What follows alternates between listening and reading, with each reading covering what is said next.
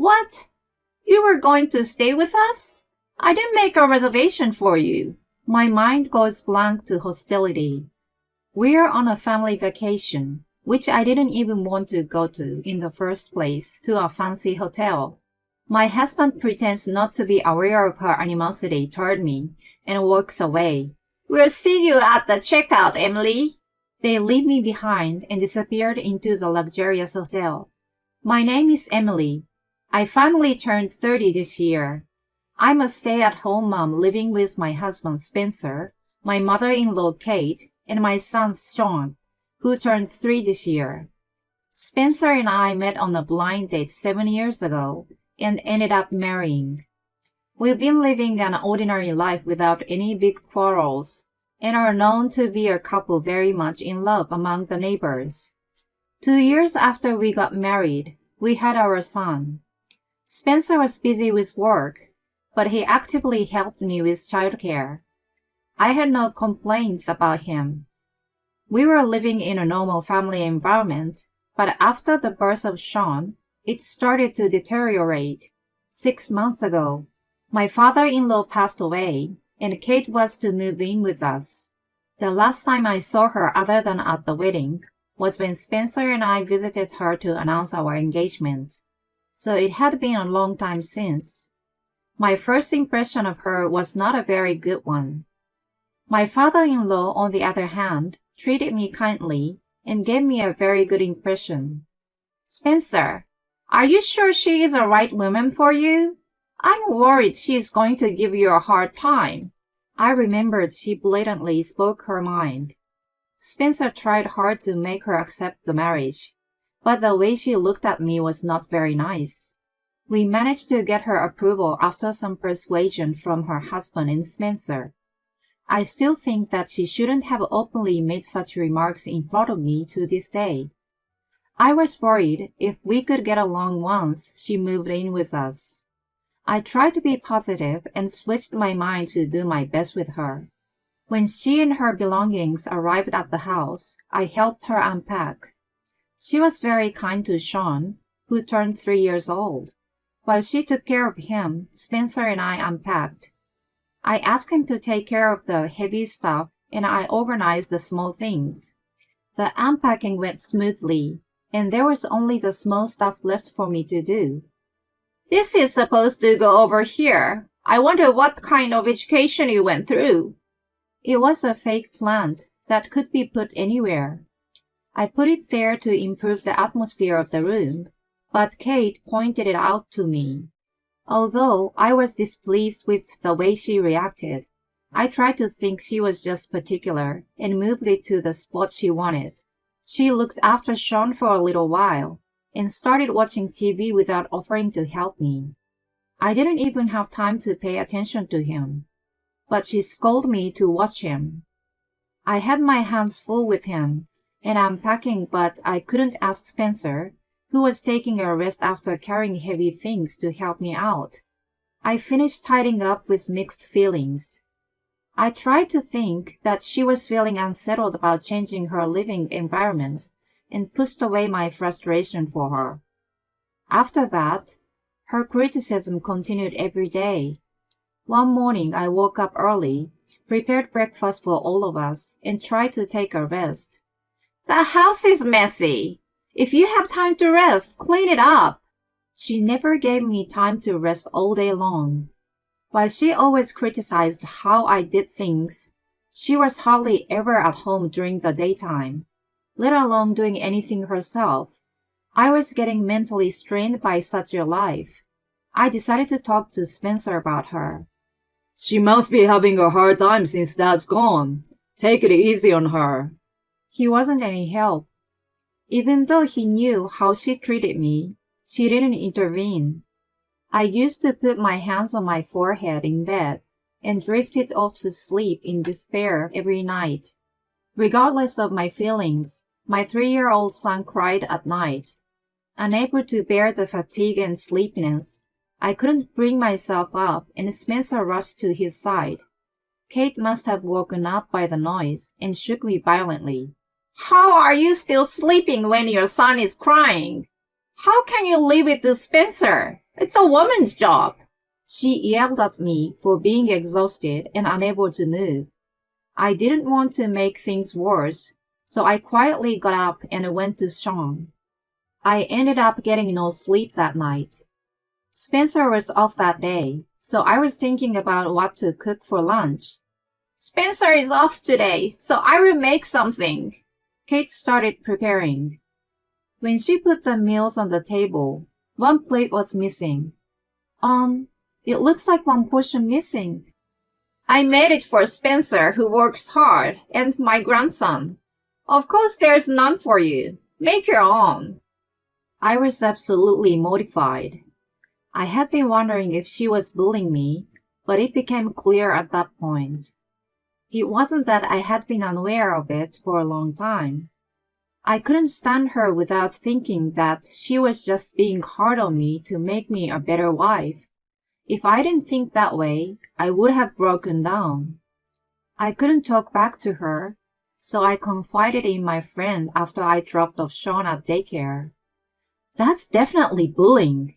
How are you holding up? I told the details to my best friend from childhood. She listened attentively and showed great concern that I finally broke down in tears in front of her. I had been fighting against my frustrations and suppressing them at home for so long. She encouraged me by saying that I was doing my best and that I would be okay. I will help you. I will figure something out. We parted as we both had things to do at home. Even though we didn't talk for very long, I felt lighter. There were a couple of things my friend suggested. One was to put a bug in the house and record what was said on a daily basis. I bought a cheap recorder on the way to pick up Sean and then went home. Kate was out as usual, so I immediately set it up in a discreet place. In the middle of cleaning, I picked up a piece of paper that had fallen out of a drawer in Kate's room. When I opened it, I saw a personal loan agreement, and the amount was $20,000. I couldn't believe my eyes, but I thought this might be useful, and put the paper in my pocket. After a while, Kate returned, and then Spencer came home just in time for dinner. We sat around the dinner table with the usual complaints from Kate. Oh, by the way, my friend gave me a discount coupon for a one-night stay at the 5-star spa hotel. The fact that she brought up the subject suggested that she wanted to go. Spencer was very much in favor of it, and my son was also excited. I honestly didn't feel very enthusiastic, assuming it was going to be a horrible experience for me. Well, since you are here and you are always working so hard, you can come along too. I couldn't believe my ears. I was astounded to hear it from someone who had been harassing me so much. I would think about it. Maybe she meant well. I didn't want to think that she offered with malice. She wanted to book everything the next day.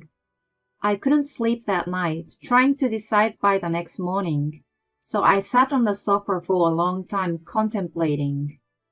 About the trip, Shaw wants to go too. Mom won't watch him, and it's hard to take him with me alone, so I want you to come with us. You don't help me when I'm being treated so badly by your mother. I don't want to go. Spencer couldn't say anything to that. Of course, I didn't want to do him a favor, while he turned blind eyes to my suffering caused by his own mother. He pleaded with me to join, so I gave him a condition. Just as well, for starters, have a look at this. I found it when I was cleaning Kate's room. I showed him the IOU I had in my pocket. He was stunned with disbelief on his face. He couldn't believe that his own mother had a debt of $20,000. Can we help her pay this off? As her son, I can't just leave it as is. He asked me because I was in charge of managing our money. Of course, I declined it. I had no good intentions to help someone who mistreated me. I did understand his feeling as a son, but I could not accept him. I beg you. I want you to help me with this and the trip. Only if you accept my conditions. The first was that when Kate mistreated me or over-criticized me, he must intervene. The second was that I was to make a rule for her, write them down on a piece of paper, and post them all over the house. If she could not agree to these conditions, we were going to kick her out. I proposed to Spencer, and he agreed with them. We decided to start this after the trip. I asked my friend to post the rules in the house while we were away. We were to act as usual until the trip was over, and then we would drop the bomb. Spencer agreed to this, and I decided to go with him on the trip. The next day, I let Kate know that I was joining them and kept chanting in my mind to be patient for a little longer. On the day of the trip, Spencer took everyone's bags, and we were about to leave the house. "You don't need to carry the bags. Let Emily do it." Kate's bully started right away. He glanced at me apologetically. I obeyed her, thinking it was better not to cause any animosity for what was to come later. The bags were so heavy that it was hard for me to carry them alone. On top of that, I had to take care of Sean. I supposed I wouldn't have any energy left to enjoy the hotel. We took Amtrak a little farther away and then drove over a mountain road to the hotel. Both the exterior and interior were very beautiful and luxurious. Sean was very excited and went to look here and there. Kate looked around taking in the decor and went to check us in at the front desk. Afterward, I grabbed my bag and was about to go to the room. What Kate said then blew me out of the hotel, literally. "Were you planning to stay with us? I only made a reservation for the three of us." I had no idea what she was talking about. I was at a loss for words right then and there. The only reason she invited me on this trip was to use me as a porter. She had no intention of letting me stay with them from the beginning. Gradually, understanding the situation, I asked her, "Then, where should I sleep?" "I don't know, and I don't care. Why don't you just camp out in the wild around there?" She asked me to join, and then told me I had to sleep out in the woods. Something was seriously wrong with her. I couldn't help but feel enraged. I was about to yell at her, but she and my family disappeared into the hallway. "I will see you at the checkout time, okay?" I stood in the lobby for a while and left the hotel. I knew there was a catch, but I didn't expect to be forced to camp out. I was on the verge of tears. All I got from Spencer was a message saying I'm sorry. I couldn't even bring myself to reply to that. It was past noon when we arrived, so I took my lunch at a random cafe and found an open field where I could see the night view well. As soon as I arrived at the field, I received a call from my friend. "Hey, how's the trip going? I did what you asked." I contacted her in advance and gave her a duplicate key. I told her what had just happened. She was furious and offered to pick me up, but I declined. I was thankful to her, but I was sure Kate was going to get what she wanted if I had left. I couldn't foresee what she was going to do to me later. After hanging up the phone, I decided to consult a lawyer just in case. I sent him my evidence as I intended to sue her for emotional abuse if she was to be kicked out after the trip. If it was determined that there was no premeditation, I couldn't file a claim, but I had concrete evidence that should have proved it. The lawyer assured me that I could if I decided to. After the call, mental and physical exhaustion hit me hard, and I laid down on the fresh grass. I ended the day in an open field with a beautiful night view and chilly breeze. The next morning, I met up with Kate and my family just in time for the checkout. "Emily, did you stay in the woods?" I bet you didn't even clean yourself. You're so filthy. Spencer tried to stop her, but she quickly changed the subject. By the looks of things, he must have told her that forcing me out was too much. She bragged happily that the hotel was very nice. Sean's smile was my only console on the way back home. When we got home, Kate immediately shouted, "What is all this? Don't play with me!" There was rules posted all over the house. She must have read some of them because her face turned red and became furious. Then, Spencer showed the IOU to her, and her red face immediately turned pale. Her mouth was agape in confusion. At first, she tried to deny it, but when he grilled her, we found out that she had been on a spree with her husband's life insurance. When the money ran out, she couldn't stop the habit and borrowed it. Spencer and I proceeded as we had discussed from there. "I can't have someone who has debt living with us. I would ask you to leave. Of course, I have proof of what you have done to me, so I will sue you." I played the recording and let her listen to it. As she listened, her face became white as a ghost, and she begged me to let her stay. I told her that she could stay if she abided by the rule and refrained from aggressive behavior. She eagerly agreed and apologized. "I'm very sorry. Please help me. I beg you." I never thought I would ever see her in this state, and was very satisfied. When I thought it was finally over, my knees buckled, and I fell to the floor. Spencer sat me down in a chair, and then started yelling at her about the debt. I guessed his respect and trust for her had crashed down. She must have never imagined that there would be a day when she was to be scolded furiously by her son and frantically apologized. After it was all settled, she kept silent and stared at the sky for the rest of the day.